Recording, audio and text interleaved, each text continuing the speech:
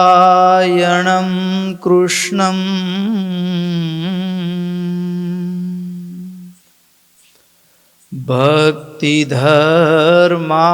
ભક્તિધર્માત્મજં ભુવિં પ્રાદુર્ભૂતમહં વંદે પાતું સદ્ધર્મં આશુરા કલૌ ઘોરેપિ યદ્ભક્તૌ અષ્ટાંગ યોગશ્રમં વિના સદ્ય સમાધૌ તદ્ધામં ગોલોકાદી સમીક્ષતે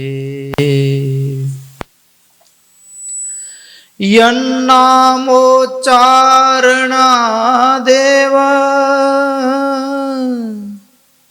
મલ્લુઘા કલિશં ભવાહ સદ્ય એવ વિનશ્યન્તિ તમીડે ધર્મનંદનમ તમીડે ધર્મનંદનમ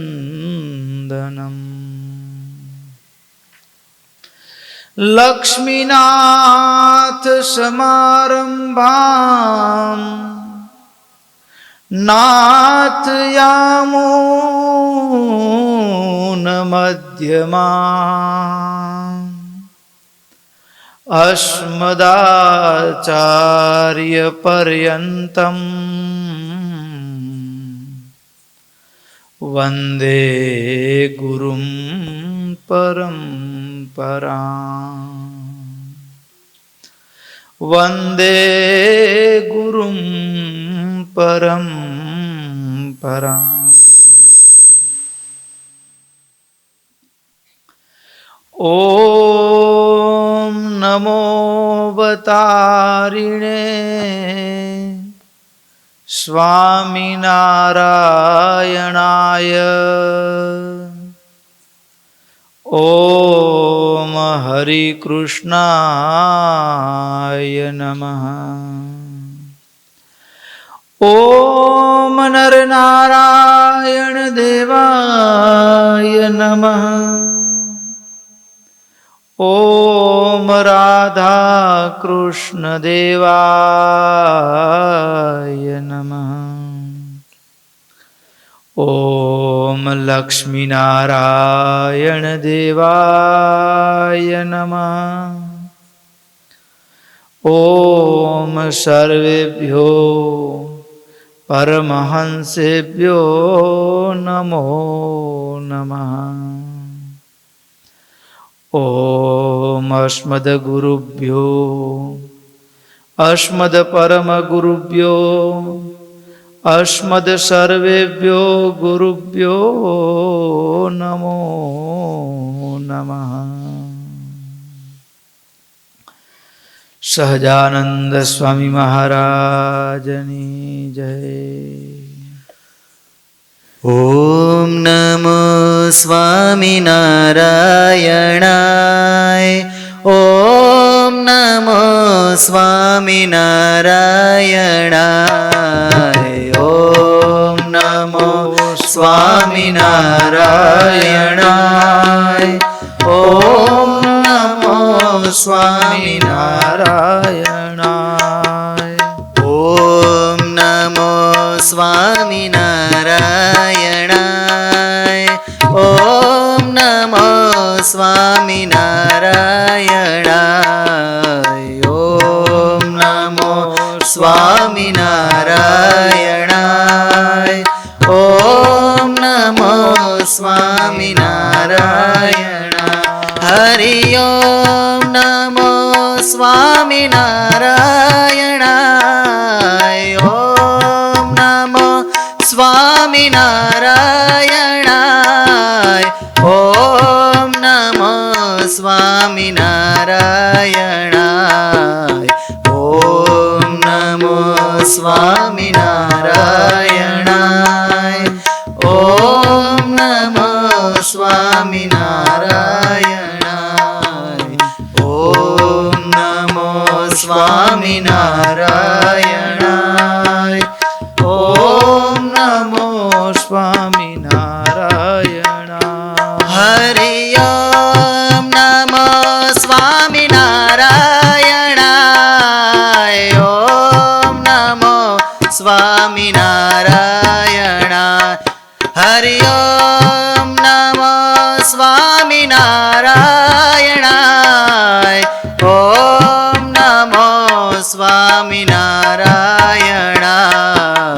ઓમ નમો સ્વામિનારાયણ ઓમ નમો સ્વામિનારાયણ ઓમ નમો સ્વામિનારાયણ ઓમ નમો સ્વામિનારાયણ હરિ ઓમ નમો સ્વામિનારાયણ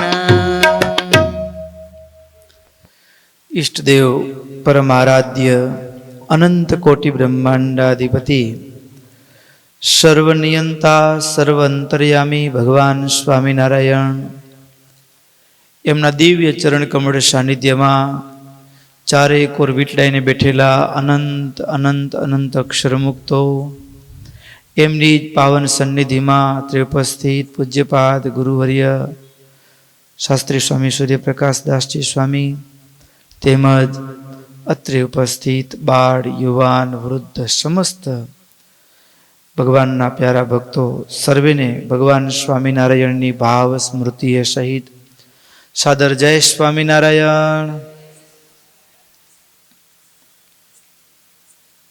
નિત્ય ચાલતી શ્રીમદ સત્સંગી જીવન કથા ગંગા ભક્તો, ગત કથા સત્રની અંદર ભગવાનનો યજ્ઞોપવિત સંસ્કાર થયો. એ યજ્ઞોપવિત સંસ્કાર વેળાનો જે ઉત્સવ, જે ધર્મદેવે ધામધૂમથી ભગવાનનો યજ્ઞોપવિત સંસ્કાર કર્યો, પછી આગળ હવે ભગવાનનું જીવન એ કેવી રીતે પસાર થયું છે એની કથા. સુરત ઉવાચ હરિઃ પ્રાપ્તોપનયન સર્વધર્માન ગુરુણોદિતાન પાલયન પિતરો પ્રીત્યા શિશેવે નૃપસત્તમા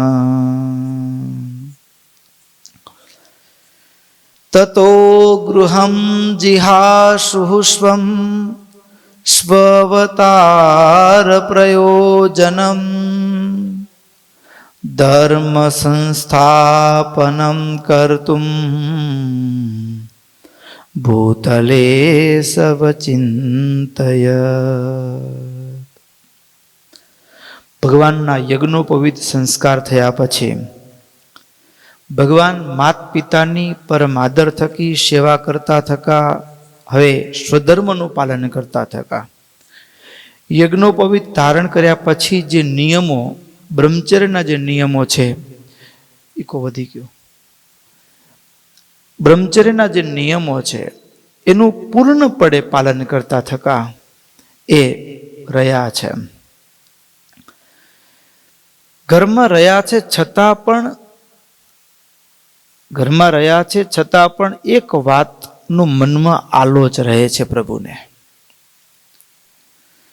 તતો ગૃહં જિહાસુઃ સ્વં સ્વાવતાર પ્રયોજનમ ધર્મ સંસ્થાપનમ કર્તુમ ભૂતલં स्य વ્યચિંતયન. અમારું આ પૃથ્વી ઉપર અવતરણ શેના માટે થયું છે? એટલે ભગવાન એકાંતિક ધર્મનું સ્થાપન કરવા માટે અવતરણ થયું છે, અને એ કાર્ય માટે ઘરનો ત્યાગ કરવો જરૂરી છે. ઘરનો ત્યાગ કરવાની ઈચ્છા છે, છોડવાની મનથી તૈયારી પણ કરે છે. ભક્તો, આ પ્રસંગ એક બહુ જ માર્મિક ભાવ રજૂ કરે છે. ભગવાન જેમ એક લક્ષ્ય, એટલે કે અમે શેના માટે અવતાર ધારણ કર્યો છે, તો કે એકાંતિક ધર્મનું પ્રવર્તન કરવા માટે. એમ ભક્તો, શું આપણે ક્યારે વિચાર કરીએ છીએ કે મને માણસનો જન્મ શેના માટે મળ્યો છે? માણસ જન્મનું લક્ષ્ય શું? ભગવાને આપણને માણસનો જન્મ શેના માટે આપ્યો? શું કરશું? જો લક્ષ્યનું અનુસંધાન ન હોય ને, તો માણસ પશુ સમાન છે. માનવ દેહનું લક્ષ્ય શું? એ બહુ મોટી વાત છે, સમજવા જેવી વાત છે. અને આ વાત ઉપર આજે આપણે એક થોડુંક ઊંડાણમાં અને એના ભાવને પામવાનો પ્રયાસ કરશું. માનવ જીવનનું લક્ષ્ય શું? શું આપણે નાના હતા, બાળક હતા, મોટા થયા, થોડું ઘણું ભણ્યા પછી થોડું ઘણું કામે વળગ્યા, કામ કર્યું, અને કામે લાગ્યા, લગ્ન થયા, પરિવાર પુત્ર આદિની પ્રાપ્તિ થઈ, પછી એના વળી ભણાવ્યા, એના બધા ખર્ચા કર્યા, એને લગ્ન કરાવ્યા, એમ કરતાં કરતાં વૃદ્ધ થઈ ગયા અને દેહ પડી ગયો.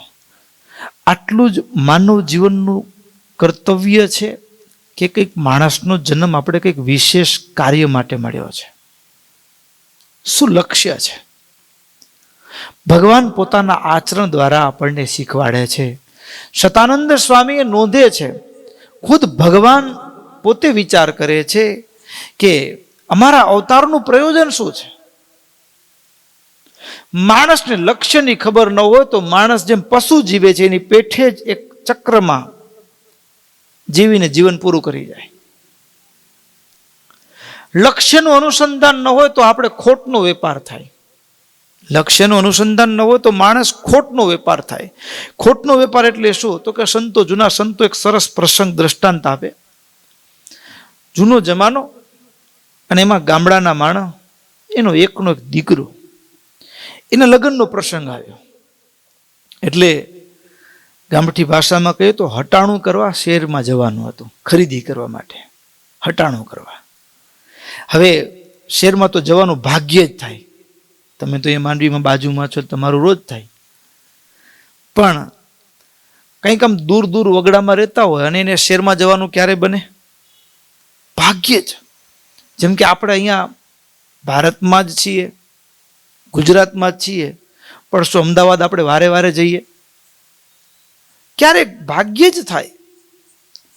તો હવે એને શહેરમાં જવાનું થયું એટલે બધા ગામના લોકો હોય એને તો મોટી મોટી વાતો સાંભળ્યું કે શહેરમાં તો આ મળે, આ મળે, આ મળે. ગામડામાં તો બધી વસ્તુઓ ન પણ મળતી હોય. એટલે સગા સંબંધીઓ, આડોશી પાડોશી બધા ભેગા થઈ ગયા. તમે જાઓ છો શહેરમાં હટાણું કરવા માટે, તો એક કામ કરો ને, તમે જાઓ જ છો તો મારા માટે લેતા આવજો ને, લેવા રૂપિયા. બીજાએ કીધું મારા માટે ચપ્પલ લેતા આવજો, શહેરમાં ચપ્પલ સારી મળે. ત્રીજાએ કીધું મારા માટે આ લેતા આવજો. એટલે આને ભાઈને એમ થયું કે આ તો બધું ભૂલાઈ જશે, કોણે કેટલા પૈસા આપ્યા છે એ ભૂલાઈ જશે. એટલે કીધું વાંધો નહીં, એક કામ કરીએ. કાગળ ને પેન લીધા અને લિસ્ટ બનાવ્યું. 30-35 જણા લિસ્ટ લખાવ્યું, અલગ અલગ વસ્તુઓ બધીને આમ લિસ્ટ ને એ પ્રમાણે પૈસા. હારો નીકળ્યા લેવા માટે. બધા ખુશ થયા, તમે જાઓ છો મારું લેતા ભૂલતા નહીં હો, આગ્રહ કરીને કીધું ભૂલતા નહીં હો, ભૂલતા નહીં હો, આગ્રહ કરીને કીધું. બધા વડીલ પહોંચ્યા શહેરમાં.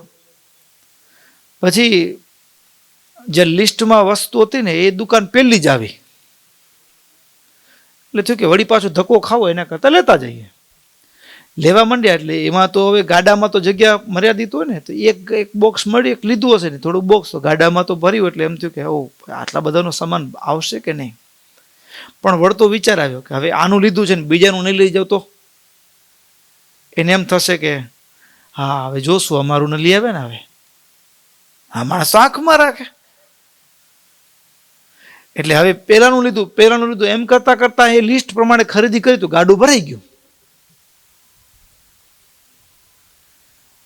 ગાડું આખું ભરાઈ ગયું ને પછી એમ કરતા સાંજ પડી ગઈ, પાછું પહોંચવાનું.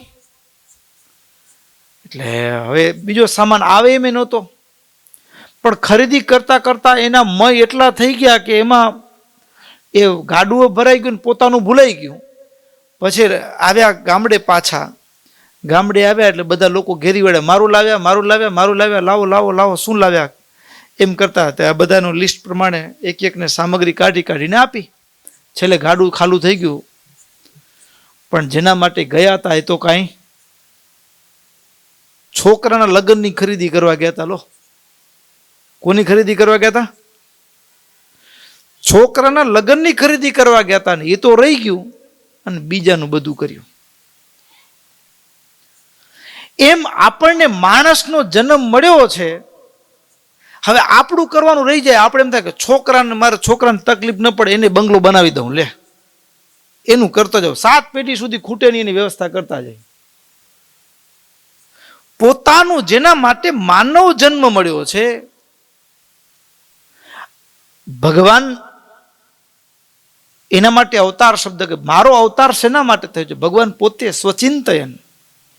એમ ક્યારે આપણે આપણો વિચાર કર્યો કે મને માનવ જન્મ શેના માટે મળ્યો છે? ઘણી વખત આપણે બીજાની જ ખરીદી કરતા હોઈએ છીએ. લગભગ તો આખી દુનિયા એમાં જ લાગી છે, પોતાનું રહી જાય. અને આ એક જ પ્રસંગે જેને આટલી વાત સમજાઈ જાય ને એ જાગી જાય ભીતરથી જાગી જાય અને એની દુનિયા નિરાળી થઈ જાય. વાલિયામાંથી વાલ્મીકી સુધીની યાત્રા થાય ને, હા તો એ વાલિયામાંથી વાલ્મીકી સુધીની યાત્રા થાય ને પાછળની ભૂમિકા શું છે? તો કે આ જ તો છે.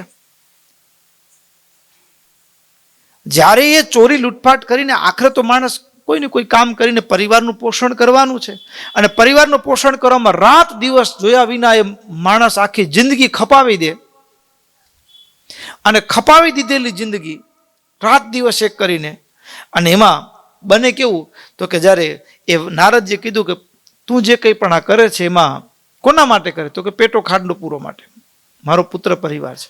તું આ કરે છે એમાં એ ભાગીદાર ખરા? તો કે તમે મને મારાથી બચવા માટે બહાના બનાવો, વાંધો નહીં, મને બાંધી દે તો પૂછી આવ તારા પરિવારને.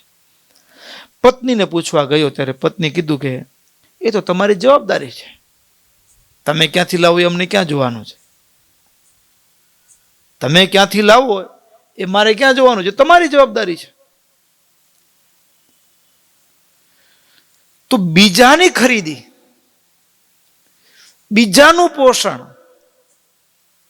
એના માટે આપણે રાત જિંદગી ખપાવી દઈએ, પોતાનું રહી જાય છે. અને એટલા માટે આપણે આપણા જીવનનું દર્શન કરાવવા માટે આપણે કોણ છીએ, શેના માટે આવ્યા છીએ, માનવ જન્મ શેના માટે મળ્યો છે, માનવ જન્મ શેના માટે મળ્યો છે? ક્યારે એવો વિચાર આવ્યો ભક્તો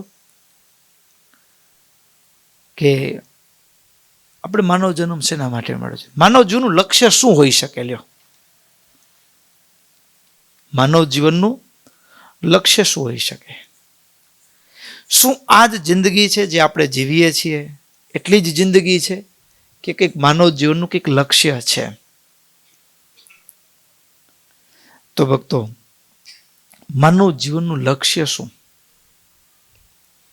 આપણે બીજાની ખરીદી કરીએ છીએ, પુત્ર પરિવારને ભણાવવા, એના માટે વ્યવસ્થા કરી, કર્તવ્યથી ભાગવાનું નથી. એ આગળવાળી મહારાજ આગળના શ્લોકોમાં બહુ સરસ વાત કરી છે. એના ઉપરથી કર્તવ્યમાં રહ્યા થકા પોતાનું કાર્ય સાધી લેવું, કર્તવ્યમાં રહ્યા થકા પોતાનું કાર્ય સાધી લેવું, અને પોતાનું કાર્ય સાધવામાં નિરંતર પોતાના લક્ષ્યનું અનુસંધાન હોય તો જ વ્યક્તિ પોતાનું કાર્ય સાધવા માટે તત્પર હોય, નહીતર તત્પર ન હોય.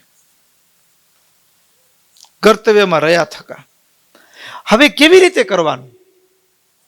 માનવ જીવનનું લક્ષ્ય શું? ભક્તો, આપણને કોઈ પૂછે કે આપણી ભગવાન સાથે છેલ્લી મુલાકાત ક્યારે થઈ હતી? આપણે રૂબરૂ મળ્યા ભગવાનને? લાસ્ટ ક્યારે રૂબરૂ મીટિંગ હતી આપણી ભગવાન સાથે? કોઈ પૂછે તો શું કહેશો? જોયા ભગવાનને? જોયા કોઈએ? બાળકો, તમે જોયા ભગવાનને? વૃંદાવન વિહારી મહારાજને દર્શન કરવા આવો, ઘનશ્યામ મહારાજને દર્શન કરવા આવો, નથી જોયા? જોયા તો છે, પણ કોઈ દિવસ ઘનશ્યામ મહારાજ કે આવો બેટા એમ કે? આમ રૂબરૂ ફેસ ટુ ફેસ કોમ્યુનિકેશન થયું હોય, આનંદથી વાર્તાલાપ થયો હોય, એવું ક્યારે વાર્તાલાપથી વાતો થઈ? નથી થઈ. છેલ્લે ક્યારે મળ્યા હતા આપણે ભગવાનને? કઈ યાદ છે? હે? નતા? નથી મળ્યા ભગવાન ક્યારે? વાહ, બહુ સરસ વાત કરી. ભક્તો, આપણી છેલ્લી મુલાકાત ભગવાન સાથે ક્યારે થઈ? છેલ્લી મુલાકાત. અને નેક્સ્ટ ક્યારે હશે? પહેલી ને છેલ્લી એની વચ્ચે મુલાકાત કરવી કે ન કરવી માણસના હાથમાં છે, એ આપણા હાથમાં છે. પણ પહેલી ને છેલ્લી મુલાકાત ફિક્સ છે. પહેલી અને છેલ્લી મુલાકાત ફિક્સ છે, એ મીટિંગ ફિક્સ છે ભગવાન સાથે.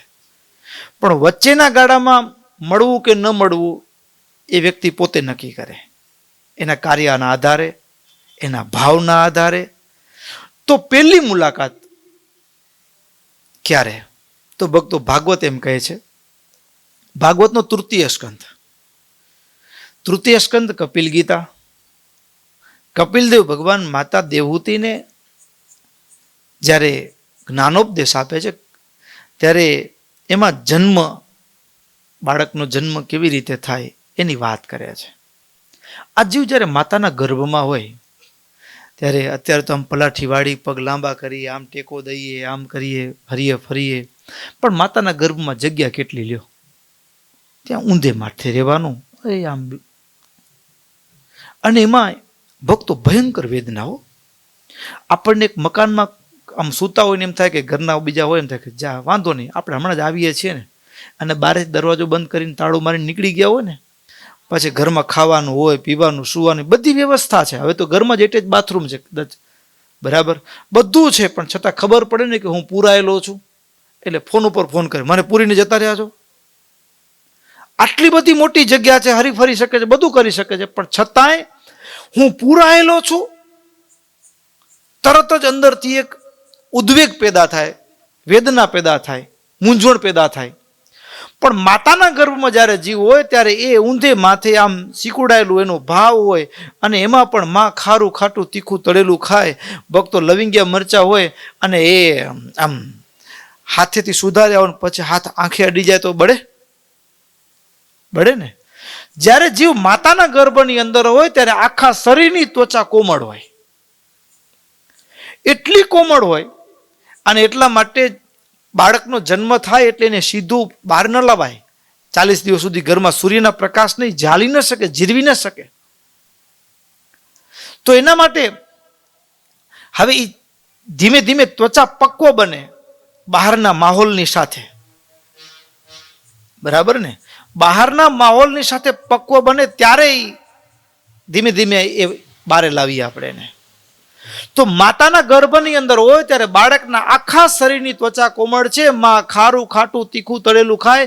આપણે જમવામાં એક શાકમાં તીખાશ વધુ હોય ને તો આખા શરીરે ઘણા પરસેવો વળી જાય, ઘણા ચમચમ થતું હોય, માથામાં ખંજવાળ આવે ને આખા શરીરે થાય ને.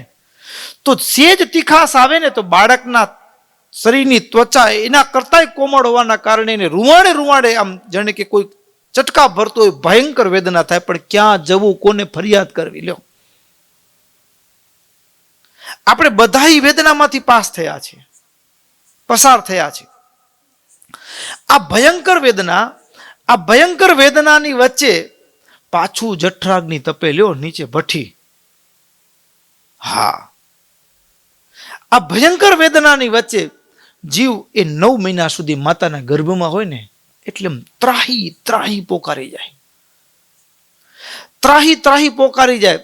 અને પછી ભાગવતના તૃતીય સ્કંદમાં કપિલદેવ ભગવાન કહે છે દેવ માતા દેવહૂતિને કે જીવ ભગવાન ઉપર આમ થોડોક એને ક્ષણવાર માટે ગુસ્સો આવી જાય.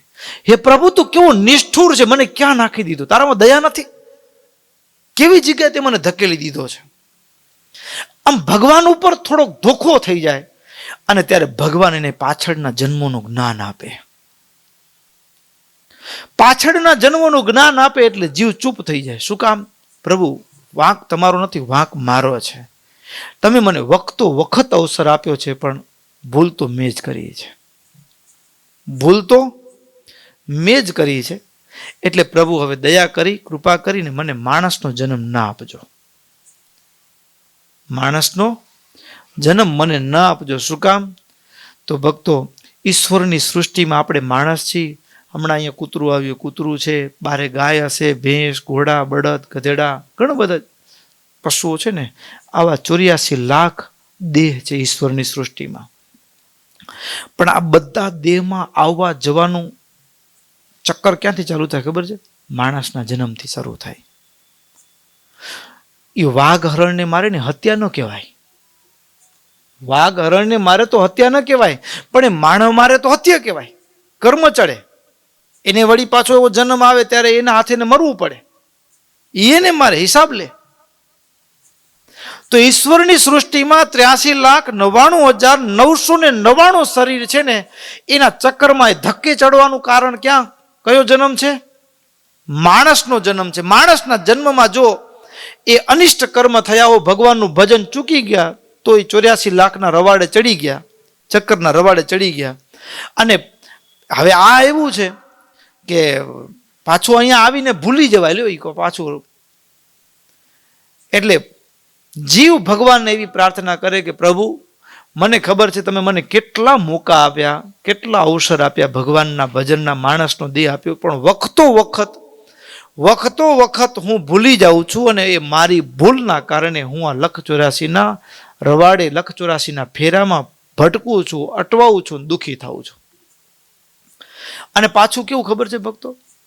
આ બધા જે 184ના ચક્કર છે ને, એ એક માણસના જન્મથી શરૂ થાય. બરાબર? હવે એક કર્મનો હિસાબ માંડવા આવ્યા હોય, એક જણાના 5,000 પડાવી ગયા, 10,000 પડાવી લીધા, અને એ હિસાબ દેવા આવ્યા હોય, એ જન્મ માટે એનો છોકરો બનીને આવે, બાપ બનીને આવે, કોઈ ભાઈબંધ બનીને આવે, અને પછી 5,000ની જગ્યાએ બીજા કેટલા ચક્કર ઊભા થઈ જાય. લો, સમજ્યા ને? ગુણાતીતાનંદ સ્વામીએ કીધું, 1,00,000 મણ સૂતરની દોરી હોય ને, એ ગૂંચવાઈ હોય ને, હવે છેડો ક્યાં મળે ને ક્યાંથી ગૂંચ નીકળેલી હોય ને, પાર જ ના આવે એનો. આ કર્મનું એવું ચક્કર છે. પણ ભૂલ તો મારી છે. પછી છેલ્લે વિચાર આવે કે આ બધી આટલા બધા જન્મો લેવાના બાકી છે, હવે બધામાંથી છૂટવું હોય તો ઉપાય ખરો? તો એક ઉપાય. શું?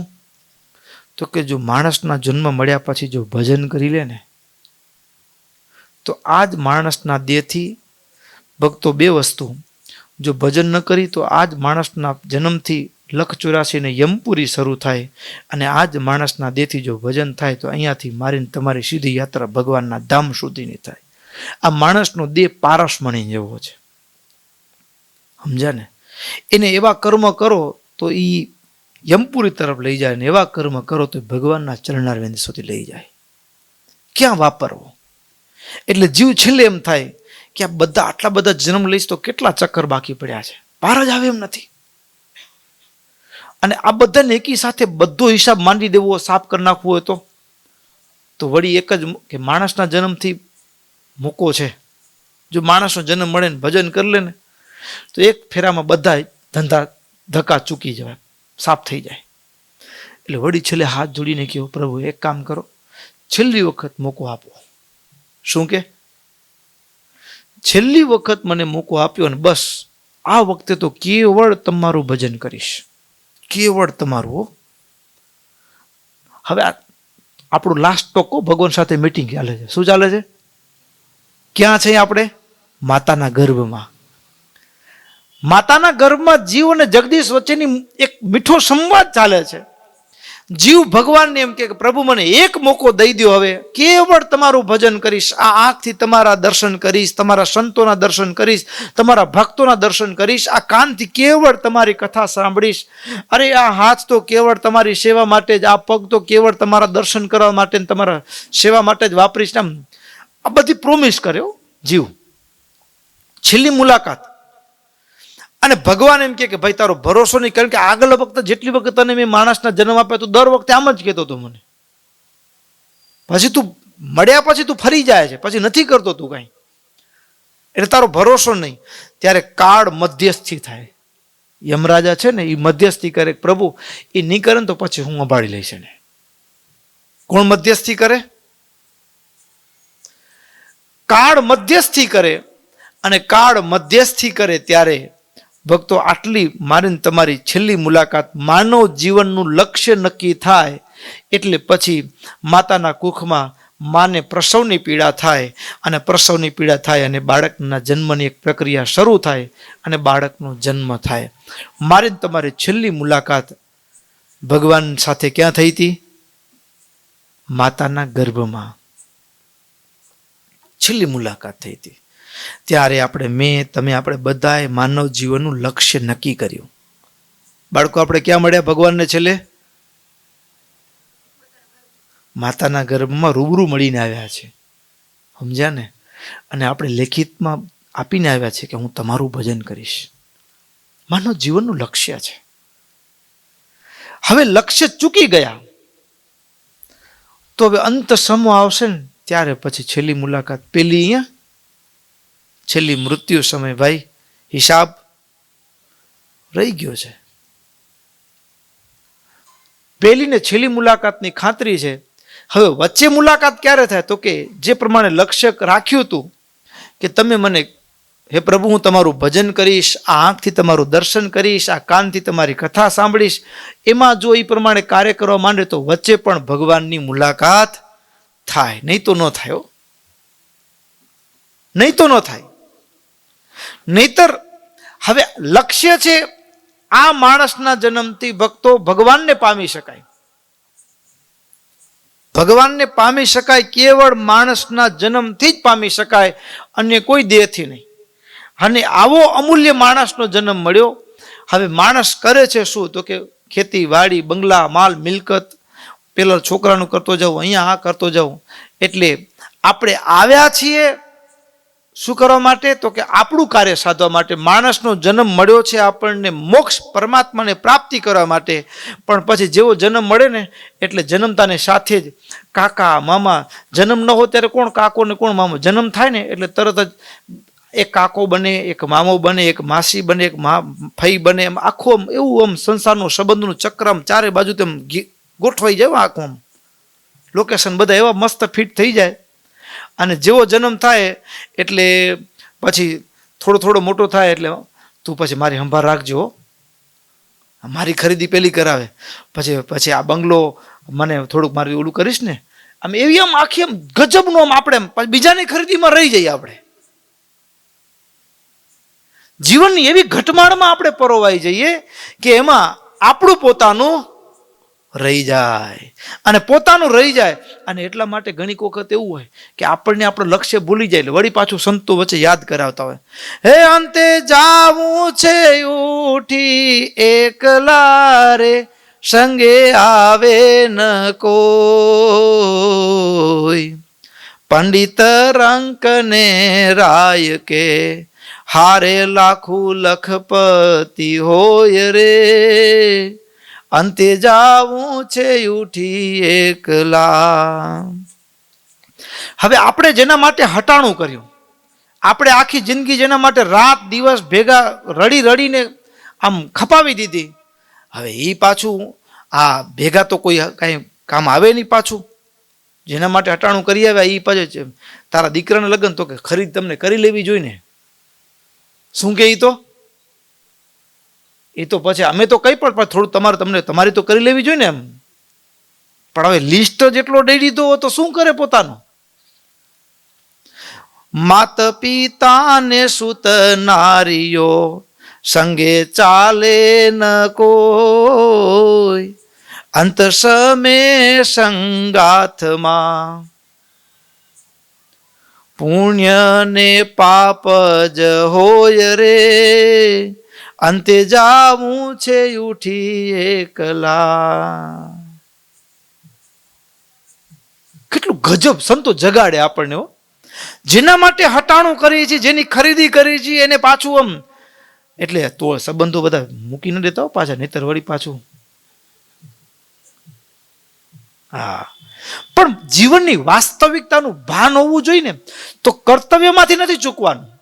માણસનો જન્મ મળ્યો છે એટલે આ જન્મ મળ્યો એટલે આપણા મા બાપ છે તો હવે ના હવે હું તો મારું કરીશ, તમારું તમે જાણો એમ નહીં. કર્તવ્ય છે, પણ કર્તવ્યની સાથે પોતાના મોક્ષનું કાર્ય સાધી લેવું એ કળા, એ યોગ છે, એ કળા છે. સમજ્યા ને? ઘણા બુદ્ધિશાળી માણસ હોય ને, આ પેલી વાત આવે કે આમ ગામડામાં ડોસ્યું જૂનો જમાનો આમ ઘંટી હલાવતા હોય ને, તે આમ એક ડોસી બહુ હોશિયાર, સમજ્યા ને?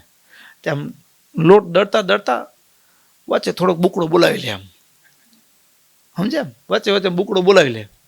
તે વળી બીજી બાઈ કે હે ખમી નથી શકતી, તે કાચો ખાય છે તો પછી થોડુંક ખમ, કાલે લાડુ બનાવીને ખાશું આપણે, પણ આજે ખમી નથી શકતી એમ. આ કોઈની ગણકાર જ નહીં ને. વળી આમ થોડીક આમ ઘંટુડો ફેરવતા ફેરવતા વળી થોડોક એકાદ બુકડો બોલાવી લે, આમ પેલું નજર કરે કોઈ દેખતું નથી ને, તો વળી એકાદ ફાકડો બોલાવી લે, સમજ્યા? પણ આમ ખબર હોય ને કે આ બાઈ ખાધુડકી એમ વચ્ચે વચ્ચે ખાયા રાખે છે એમ. પણ આને કોઈની પરવા નહીં, એ તો વચ્ચે બુકડો બોલાવી જાય, થોડીક વાર થાય એકાદ બુકડો બોલાવી જાય. અને આમ કરતા 4-5 વાગ્યાનો સમય થયો ને, આખો દિવસ આમ ઘંટી દળી લોટ ભેગો થાય, અને ત્યાં અચાનક વંટોળ આવ્યો. અને જે વંટોળ આવ્યો લોટ ભેગો કરીને સાચવવા જાય, સાચવવાની વ્યવસ્થા કરે એના પહેલા તો બધું વંટોળમાં આમ ઉડી ગયું હો. તો પેલી દેતી જાય તાળી, લે આપણું તો થઈ ગયું ને. હા, આપણે તો વચ્ચે વચ્ચે ખાઈ લીધું, આપણું થઈ ગયું. તમે તો આખો દી મથિયાને કઈ ન મળ્યું, લો કોરા કડાકા. એટલે સંસારના ચક્રના એ ચાયણામાં ચાલતા ચાલતા પણ પોતાનું ફાંકી લેવું. શું કરી લેવું? હા, વેચે બુકડો બોલાવી લેવાનો. આ લાભનો ધંધો છે. શું કરી લેવાનું? પરિવાર જીવનની સાથે સાથે કર્તવ્યની સાથે સાથે પણ, અને પાછું આપણે જેના માટે રાત દિવસ મરીએ છીએ ને, એ તો પાછું કેવું છે ખબર છે? સામે લખ્યું, એ બાંધવને બાળી આવીને રે ભાઈ સંભાળે ભાગ, મિલકત નો તે માલિક બને એ આશ્ચર્ય અથાગ, અંતે જાવું છે ઉઠી એકલા. હા, જેને ભાઈ હતો, ભાઈ ગુજરી ગયો, એને અગ્નિ સંસ્કાર કરીને પાછો આવ્યા, એનું ઈ ગયો એ નથી લઈ ગયો, પણ જેવા પાછા શમશાનની ઘરે આવે ને, મારો આટલો થાય. શું થાય? ઈ ગયો એ નથી લઈ ગયો લો, પણ પાછું આપણે જાણે મરવાનું જ ન હોય એવી પ્રવૃત્તિમાં. એટલે ભક્તો, મહારાજ પોતાના આચરણથી અમારા અવતારનું પ્રયોજન શું છે? ભક્તો, માનવ જીવનનું આપણને ભગવાને માણસનો જન્મ આપ્યો છે, એનું પ્રયોજન શું? વિચારવાનું. મહારાજે અંત્યના 30મા વચનામૃતમાં મહારાજે કીધું કે અમને 5 વાતનું નિત્ય નિરંતર અનુસંધાન રહે છે. એમાં એક તો એ કે આ ઘડીને આ પળ મરી જવું છે, એવું મૃત્યુનું અનુસંધાન રહે. બીજું તો કે મરી તો જશું, પણ આટલું કાર્ય થયું છે ને આટલું બાકી છે, લક્ષ્યનું અનુસંધાન. જે વ્યક્તિને લક્ષ્યનું અનુસંધાન હોય ને, એ જ વ્યક્તિ જીવનમાં ગતિ કરી શકે, વ્યવહારમાં કે ભજનના માર્ગમાં. હવે ભક્તો, લક્ષ્ય છે પરમાત્માની પ્રાપ્તિ, લક્ષ્ય છે પરમાત્માની પ્રાપ્તિ, પણ છતાંય પ્રભુ આપણને વળી બીજું લક્ષ્યના અનુસંધાનમાં કર્તવ્યથી ભાગવું નહીં એનો બોધ આપે છે. અદ્યૈવ જયામ ગેયમ ચેતન મત પ્રાપ્તિ સુખૌ તદા, વિતદ વિશદ ભૂરી ભયો ભવેતામ દુઃખિતા વિમૌ પિતરો મદ વિયોગાર્તિમ સોઢું નૈવ હિ શક્નુતઃ અત એતૌ વિપ્રશાપાન મોચયિત્વોત્સૃજામ્યદ.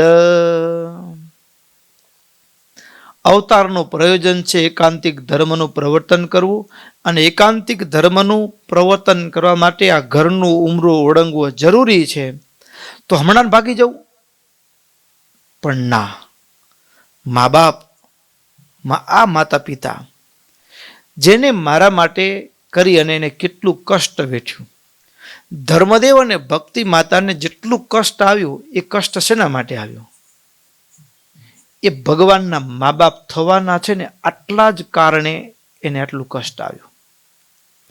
વસુદેવ અને દેવકી, વસુદેવ અને દેવકી ભગવાન કૃષ્ણના માતા પિતા, બરાબર. લગ્નનો રથ હાંકવા જ્યારે કંસ જાય ને ત્યારે આકાશવાણી થઈ કે તું જેનો રથ હાંકે છે એનો 8મો કાળ છે. આટલું આકાશવાણી કીધું.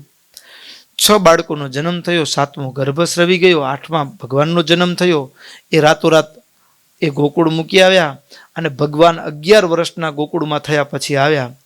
7 બાળકના જન્મના કદાચ માનીએ 7 વર્ષ ગણો, 11 વર્ષ 18 વર્ષ વસુદેવ અને દેવકીને કારાગૃહની અંદર જેલમાં પૂરી દેવામાં આવે. એ દુઃખ શેના કારણે આવ્યું? એને ભગવાનના મા બાપ થવાના છે એના માટે. કારણ કેટલું? મારા માટે. પ્રભુ વિચારે કે જેને મારા માટે દર્દ વેઠ્યું છે એને છોડીને ભાગવું એ યોગ્ય નથી. જેને મારા માટે કષ્ટ વેઠ્યું છે ને એને, મારા યોગે કરી અને માતા પિતા જેને વર્ષો સુધી ભયંકર દર્દ વેઠ્યા છે, એ માતા પિતા મારા યોગે કરીને હવે નિશ્ચિંત થઈને એની ઉત્તર અવસ્થાનો આનંદ માણે છે, ભજન કરે છે. અને જો હું જઈશ ને તો પાછો એને જે પેલા શત્રુનો ભય હતો, મારા માનીને જે દુઃખ આપતા હતા ને, એ ફરી પાછા એને પીડશે ને ફરી પાછો એને ભય થશે, એને દુઃખ થશે. એટલે દુર્વાસાના શ્રાપથી મુકાવી અને પછી જવું, પછી હું ઘરનો ત્યાગ કરીશ. લક્ષ્ય નક્કી છે, આને આ દેહ ભગવાનને પામવું માનવ જન્મનું લક્ષ્ય છે, પણ કર્તવ્યમાંથી ભાગવાનું નહીં પાછું. હવે એ મહારાજે અહીંયા સ્પષ્ટ રીતે નિર્દેશ કર્યો. સમજ્યા કે ન સમજ્યા? કર્તવ્યમાંથી ભાગવાનું નહીં. હવે તમે કહેશો સ્વામી હવે આ વાત તમે બોલો એમાં તમે જ બંધાવો છો, શું કામ? તો કે તમે સાધુ શું કામ થયા? શું કહેશે? મા બાપની સેવા ન કરવી જોઈએ? સાચી વાત ને.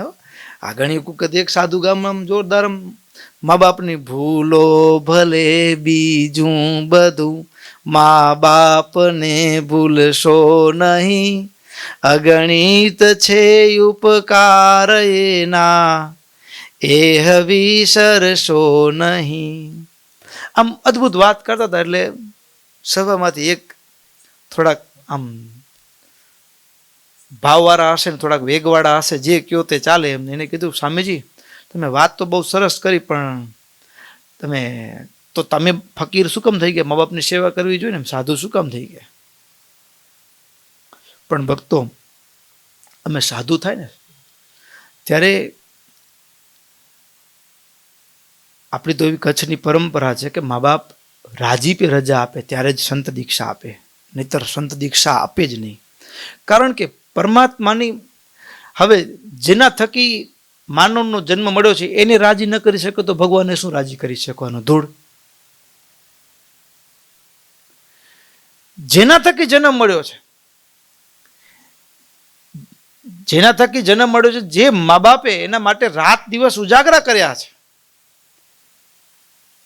ત્યાં એ કર્તવ્યથી બંધાયેલો છે, ઋણમાં છે, માતૃ પિતૃ ઋણમાં, અને એને રાજી ન કરી શક્યો. માતા પિતાના ઋણમાંથી મુક્ત ક્યારે થવા? તો કે માતા પિતાના આંખમાં હરખના આંસુને રાજીપો હોય ને ત્યારે જ, મા બાપ રાજી થાય ને ત્યારે માતા અને પિતાના ઋણમાંથી મુક્ત થઈ શકાય છે. ત્યાં સુધી મા બાપના ઋણમાંથી મુક્ત થવાતું નથી. એટલે આપણી અદ્વિતીય અને અજોડ પરંપરા છે કે મા બાપ રાજી થઈને રજા આપે. અને ત્યાં સુધી આપણી પરંપરા છે કે જ્યારે એને ચાંદલા વિધિનો સંસ્કાર હોય ત્યારે કેવું હોય તો કે આ શરીર ઉપર પંચભૂતનું ખોડિયું ને સંત દીક્ષા લેવા માટે મુમુક્ષુ જતો હોય ત્યારે આ શરીર ઉપર પહેલો અધિકાર માનો છે, બીજો અધિકાર બાપનો છે. માં એ શ્રીફળ ઉપર ચાંદલો કરે અને એ મુમુક્ષુ એ દીકરાઓ હોય એના ભાલમાં ચાંદલો કરે, નરનારાયણ દેવને પ્રાર્થના કરે, પ્રભુ આજથી અમારો દીકરો તારો દીકરો છું, હું તને કૃષ્ણાર્પણ કરું છું, તું એની સંભાળ રાખજે. એવી રીતે ભક્તો એક માં એક ભગવાનના ચરણમાં પોતાના જીવનનો એક પ્રાણ, જાણે કે એક પ્રાણ પ્યારો દીકરો ભગવાનના ચરણમાં કૃષ્ણાર્પણ કરે છે. ત્યારે એનું સાધુ જીવન છે એ પરમાત્માની પ્રાપ્તિ માટે મોક્ષ માર્ગમાં ગતિવાન બની શકે, અન્યથા ગતિ ન હોય. સમજ્યા ને? ગતિ ન હોય. તો ભક્તો લક્ષ્યનું અનુસંધાન, લક્ષ્ય માટે લક્ષ્યનું ભાન થઈ ગયું કે મને આને આ જન્મે ભગવાનને પામવા છે, તો શું પરિવારને છોડી દેવો? એ તો બધા હટાણું, એ તો બધા હવ પોતપોતાનું કરે છે, તો શું બધાને છોડી દેવા? આપણું પોતાનું કરવામાં લાગી જઈએ તો કર્તવ્યને છોડવાથી પણ પોતાનું કાર્ય સિદ્ધ થતું નથી. જો કર્તવ્યને છોડીને ભાગ્યા, મને ભજન કરવું છે, આ મા બાપને પરિવારને રાત દિવસ એના માટે કૂટનું કૂટાવું ને એના માટે ધંધા કરવા ને છોકરા પછી કેવા પાકે કોને ખબર, એના કરતાં આપણે મૂકો ઉપાધિ એનું રડી ખાશે, આમ મૂકીને ભાગવું એ પણ યોગ્ય નથી. યોગ્ય એટલા માટે નથી, કર્તવ્યથી ભાગ્યા ને તો એ ભાગવાનો જે સ્વભાવ છે ને એ આપણને ભજનમાં સ્થિર થવા નહીં દે. શેમાં સ્થિર થવા નહીં દે? ભજનમાં પણ સ્થિર થવા નહીં દે. એટલા માટે ભક્તો કર્તવ્યથી ભાગવું એમ નહીં. મોક્ષના કાર્યની અંદર આ માનવ દેહથી પરમાત્માને પામી જવું છે. આન્ય દેહ કર્મના ચક્રમાંથી છૂટી પરમાત્માને રાજી કરી લેવા છે. એ જે ભાવ છે, મૂળ લક્ષ્ય છે, એની અંદર મારા કર્તવ્યમાં જોડાયેલા જેટલા છે માતા પિતા, સ્વજનો, સગા સ્નેહીઓ, બધાને પણ એ પણ મારી સાથે પડે. એટલે શું? મારા લક્ષ્યમાં ભેગા મળે, એમાં એનું પણ કાર્ય થાય, એને પણ ભગવાન ઓળખાય અને એનો પણ આને જન્મ છેલ્લો થાય. એના માટે બધાને સત્સંગમાં સાથે લઈ અને જીવન યાત્રાને આગળ ધપાવી એ સત્સંગીનું કાર્ય છે. એ સત્સંગના સંસ્કાર છે. હવે જ્યારે ભગવાને ભક્તો આ આખો અધ્યાય બહુ મજાનો છે. આજે થોડુંક સ્વચિંતન કરવાનો પ્રયાસ થયો ત્યારે એક એક ભાવ હૃદય સામે મહારાજ એવા દર્શન કરાવ્યા. હવે પહેલી વાત, લક્ષ્ય નક્કી થયું કે એકાંતિક ધર્મનું પ્રવર્તન કરવા માટે આ જન્મ ધારણ કર્યો છે, એટલે ઘર ત્યાગ કરો. પણ વળી એક વિચારે ભગવાને રોકી રાખ્યા કે મા બાપ એના માટે રોકાઈ ગયા. હવે રોકાઈ ગયા તો પછી સમય, મા બાપ જ્યાં સુધી આ પૃથ્વી ઉપર છે ત્યાં સુધીનો જે સમય છે એને કેવી રીતે વિતાવવો? આપણે કર્તવ્યની વચ્ચે રહ્યા છીએ, એમાં ભગવાનને કેવી રીતે આપણા લક્ષ્યનું પણ કાર્ય થાય, એટલે કે મોક્ષનું પણ કાર્ય થાય, અને કર્તવ્યના ચક્કરથી જ્યારે બંધાયેલા છે, કર્તવ્યમાં બંધાયેલા છે, ત્યાં સુધી શું શું કરવાનું? તો એ મહારાજે એના આચરણ ઉપરથી અદ્ભુત એવં સગૂઢ સંકલ્પો વેદાધ્યયન કૈતવાત તત્રો વાસ ભજન રામં કૃષ્ણં ચ નિગમાદરઃ. અંતરમાં ગૂઢ સંકલ્પ છે, ઘરનો ત્યાગ કરવો છે, એકાંતિક ધર્મનું પ્રવર્તન કરવું છે, પણ હવે અહીંયા કર્તવ્યમાં છે, માતા પિતાની સેવામાં રહેવાનું છે, જ્યાં સુધી એના પંચભૂતનો દેહ રહેશે ત્યાં સુધી એની સેવામાં રહેવાનું છે. તો હવે સમય કેમ કરવાનો? તો કે માતા પિતાને વિશે પૂર્ણ સેવા એની કરવાની સાથે સાથે શાસ્ત્ર અધ્યયન, વેદને વિશે આદર ભાવ રાખી અને શાસ્ત્ર અધ્યયનની સાથે સાથે તત્રો વાસ ભજન રામમ કૃષ્ણમ ચ નિગમાદરઃ. ભગવાનનું ભજન. બહુ અદ્ભુત સતાનંદ સ્વામીએ શું વાત કરી છે, ગજબની. તો તો ઘરમાં રહ્યા થકા કર્તવ્યનું પાલન કરતા થકા ભગવાન સ્વયં આપણને શિક્ષા આપવા માટે પોતે જ જાણે એમ લાગે કે પોતે જ પોતાની માળ રામ રામ રામ, પોતે જ છે રામ, પોતે જ છે કૃષ્ણ, પોતે જ પૂર્વ અવતાર ધારણ કર્યો છે, પણ આપણી શિક્ષા માટે સ્વયં આપણને બતાવવા માટે કે કર્તવ્યમાં રહ્યા થકા પણ તમારે ભજન કરવું, તો તમારું લક્ષ્ય છે ને એ લક્ષ્યનું કાર્ય પણ સાથે સાથે ચાલ્યા રાખે છે. શું થાય છે? જે લક્ષ્ય છે, જેના માટે માનવનો જન્મ મળ્યો છે, એ પણ માઇલેજ કટ થાય છે. કર્મના ચક્રાઓ ધીમે ધીમે છૂટે છે, કર્મના પોટલાઓ છૂટે છે. એટલે ભજન સ્મરણ. હવે બીજું તો કે એ સમય દરમિયાન શું કર્યું બીજું સ્વામિનારાયણ ભગવાને? આચરણથી જોઈએ ભક્તો. વિદ્યા ગુરુમ તુ પિતરમ નાન્યમ વિદ્યાવતામ નૃણામ સચકાર તતો અધ્યૈત તૃતીયમ વેદમાદિતઃ તીવ્ર બુદ્ધિ તયા વેદમ અલ્પકાલેન વિસ્મયમ તાતમન્યાશ્ચ વિદુષઃ પ્રાપયન સમાપયત તત કાવ્યાનિ શાસ્ત્રાણી પુરાણાનિ પપાઠ ચ મહાભાષ્યાદિ યદ કિંચિત ધર્મો વેદ તદધ્યગાત. ભક્તો, ભગવાને દરેક માણસ છે ને ભક્તો, એ હાલતી ચાલતી એક કિતાબ છે. આ દુનિયા છે ને પાઠશાળા છે. શું છે? હા, જે ચોપડીમાં છે ને, ચોપડીમાં લખાયેલું છે ને, હા, જે લખાયેલું છે ને એ બારે લાઈવ બને જ છે. એક એક માણસ એ ઈશ્વરની સૃષ્ટિનું વિશિષ્ટ સર્જન છે. દરેક માણસે જિંદગીનો, આપણે જેમ પુસ્તકમાં છોકરાઓ નિશાળમાં ભણીને પાઠ આવે ને, ગુજરાતીમાં પેલો પાઠ, બીજો પાઠ, ત્રીજો પાઠ, આમ એક એક માણસનું જીવન એક એક પાઠ છે, જીવંત પાઠ છે.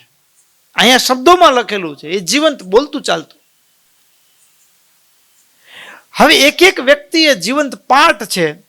પણ ભક્તો, જો માનવ આંખ હોય ને તો આપણે એનામાંથી શીખી શકીએ, અને માનવ આંખ ન હોય ને તો આપણે શીખી શકતા નથી. જેમ કે બાજુના ઘરમાં એક પરિવારના સ્વજન હોય, એક દીકરો હોય, અને એનો સ્વભાવ થોડોક અટકચાળો હોય, કે વાતની વાતમાં રીસ કરવાનો હોય, કે શંકા કુશંકા કરવાનો હોય, અને એમાં ઘરમાં રોજ ધમાલ થતી હોય, બરાબર. આપણું ઘર પાડોશમાં, એટલે અવાજ તો સંભળે ને, આમ જેમ તેમ બટાઝાટી બોલતી હોય, અવાજને તું મેમે થતું હોય. એ કેવું થતું હોય શ્લોક તો તમને ખબર હોય, આપણે તો હવે એવું સાંભળ્યું નથી. એટલે સત્સંગમાં આપણે એવું ખબર ન હોય, બહાર દુનિયામાં વળી વધારે એવું બનતું હોય. સત્સંગમાં તો સત્સંગના સંસ્કારો હોય એટલે એના કારણે એવું ન હોય. પણ ભક્તો, હવે બાજુના ઘરમાં એ કલહ થતો હોય ને, એ એનામાંથી એ પાઠશાળા છે આપણી. બાજુના ઘરનું જ એક ચેપ્ટર છે. હવે એના ઘરમાં એ એક સ્વભાવના કારણે ડખો થતો હોય, તો મારે એમાંથી શીખી લેવાનું કે એવો સ્વભાવ જો મારો હોય તો મારા ઘરમાં આગ લાગવાની છે, તો મારે એવો સ્વભાવ રાખવો નથી. એક પાઠશાળા છે, એક એક ચેપ્ટર છે. એક એક વ્યક્તિ દુનિયામાંથી એક એક કોઈ દુનિયાની એક વ્યક્તિ નકામી નથી હો. આપણે એમ લાગે હાવ નકામો છે આ માણસ, બધા લખણે પૂરો છે. પણ એનામાં એક કારણ કે નકામી વસ્તુ ઈશ્વરની સર્જનમાં ખોટ કાઢી કહેવાય, તો ભગવાન નકામી આઈટમ બનાવી નાખી. ભગવાનના કર્તવ્યમાં તો કંઈક એની સર્જનમાં કંઈ ખોટ હોય નહીં. દરેકમાં કંઈક છુપાયેલું છે. અને છુપાયેલી વસ્તુ આપણે કહીએ કે ઘણીક વખત કહેતા હોય ને કે અરે યાર મૂકો હતો પણ હાથમાંથી હાલ્યો ગયો, હું ચૂકી ગયો. ઘણીક વખત અમારા સંતો કહેતા હોય, વડીલો સાથે રહેતા હોય ને તેમ ત્યારે એના દૈહિક પ્રકૃતિને સ્વભાવ હોય તો કંઈક એવું લાગે સ્વામી તો વારે વારે આમ કીધા રાખે, પણ પછી સંત ધામમાં જાય ને પછી એના વિશે બહુ સાંભળ્યું, અરે રે હું 15 વર્ષ ભેગો રહ્યો પણ એને રાજી ન કરી શક્યો. શું વિચાર આવે? હું 15 વર્ષ સાથે રહ્યો, હું 20 વર્ષ સાથે રહ્યો પણ હું એને રાજી ન કરી શક્યો, હું એના આશીર્વાદ ન લઈ શક્યો, હું એની કૃપાનો એ અધિકારી ન બની શક્યો. પછી અફસોસ થાય. શું થાય? અફસોસ. ભેગા રહેતા હતા પણ ઓળખી ન શક્યો. એટલે એક એક વ્યક્તિ આપણી આસપાસ છે અને એનામાં પણ ભક્તો મા બાપ છે ને, એ આ માનવ જીવનની જ્યારે પરીક્ષા લેવાય ને એમાંથી 60% પેપર છે ને એ મા બાપની સેવામાંથી જ ભરાય. કેટલા ટકા? 60 થી 70%. સમજી ગયા ને? એ પ્રશ્ન એટલામાંથી ઠાકોરજી પૂછે, સેવા કરી કે નહીં, એનો આદર કર્યો કે નહીં. હા, 60% પેપર એમાં, 40% બીજામાંથી પૂછાય, માર્ક્સ બહારના કાર્યોમાંથી. તો હવે ઘનશ્યામ પ્રભુ યદ્યપિ ભગવાનના પિતા ધર્મદેવ, પણ ભક્તો પિતા પાસે રહેલી અસાધારણ જે જ્ઞાન છે, બીજા પંડિતની જગ્યાએ ગુરુ તરીકે પિતા પાસેથી જ વેદ અધ્યયનની શરૂઆત કરી, શાસ્ત્ર અધ્યયનની શરૂઆત કરી. એક તો પિતા છે અને ગુરુ તરીકે સ્વીકારી, ગુરુ ભાવમાં, અને ધર્મદેવ પાસેથી શાસ્ત્ર અધ્યયનની શરૂઆત કરી. અને જે ભગવાનનો વેદ સામવેદ છે તો સામવેદનું અધ્યયન પિતા પાસેથી કર્યું. બીજી વસ્તુ ભક્તો એક શીખવા જેવી છે. શીખવા જેવી શું છે ખબર છે? દુનિયામાં ગમે એટલું હોય પણ પોતાના હોય ને જ્ઞાન છે ને, જ્ઞાન એ ભક્તો પોતાના પાસેથી લેવાનું. કોની પાસેથી લેવાનું? શાસ્ત્ર અધ્યયન છે ને તો જ એની પરંપરા, એનો આનંદ એ આપણને પ્રાપ્ત થાય, નહીતર માણસ ભટકી જાય. અત્યારે માણસને કેવું હોય, મા બાપ ઉપર ભરોસો ન હોય, પારકા માણસ ઉપર ભરોસો હોય. કોના ઉપર ભરોસો હોય? પારકા માણસ ઉપર ભરોસો હોય.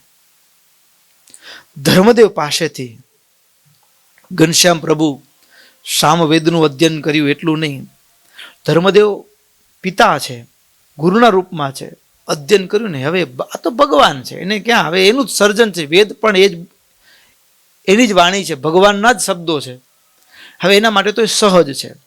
પણ જ્યારે એ એક દાસ ભાવે, શિષ્ય ભાવે, એક પુત્ર ભાવે ભગવાન ભણતા હોય ને ત્યારે તીવ્ર પ્રતિભાથી ધર્મદેવ એકદમ આશ્ચર્યચકિત થઈ જાય. શું બુદ્ધિ પ્રતિભા છે!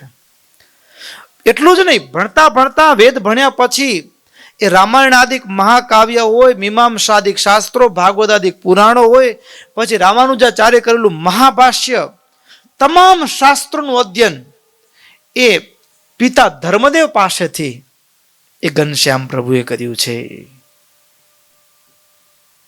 અને પિતા ધર્મદેવ પાસેથી કરેલું એ શાસ્ત્રોનું અધ્યયન ભક્તો એટલા માટે જેમ કહેવાય કે જાણીતા વૈદ્યનું ઔષધ લેવું, એમ જાણીતા ગુરુ હોય કે હા એમાં પણ દિશા ભટકી જાય માણસો. અને જેનું જ્ઞાન શુદ્ધ ન હોય એવી વ્યક્તિ પાસેથી આપણે જ્ઞાનની આશાએ ગયા હોય, લોકમાં પ્રસિદ્ધિ હોય, પણ એ દિશા ભટકી જાય. ઘણીક વખત પરમાત્માની પ્રાપ્તિની જગ્યાએ ક્યાંક માયાની જાળમાં જીવ ફસાઈ જાય. અને એવું ન ફસાવાય એટલા માટે પોતાના માતા પિતા કે પોતાની ચાલી આવતી જે સુસંસ્કૃત પરંપરા છે, એ પરંપરાના આચાર્ય હોય, એ પરંપરાના ગુરુજનો હોય, એની પાસેથી જ જ્ઞાન સંપાદન કરવું. એના પાછળનું રહસ્ય ઘણું બધું છે.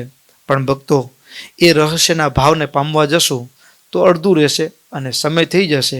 એટલે 9:04 થઈ છે, આપણે 9:10 સભા શરૂ કરી હતી, એટલે વિશેષ પૂજ્યપાદ સ્વામી આશીર્વાદ લેશું. અહીંયા જ કથા સત્રને વિરામ કરીએ. બોલો સ્વામિનારાયણ ભગવાનની જય. શ્રીપતિમ શ્રીધરમ સર્વદેવેશ્વરમ ભક્તિધર્માત્મજમ વાસુદેવમ હરે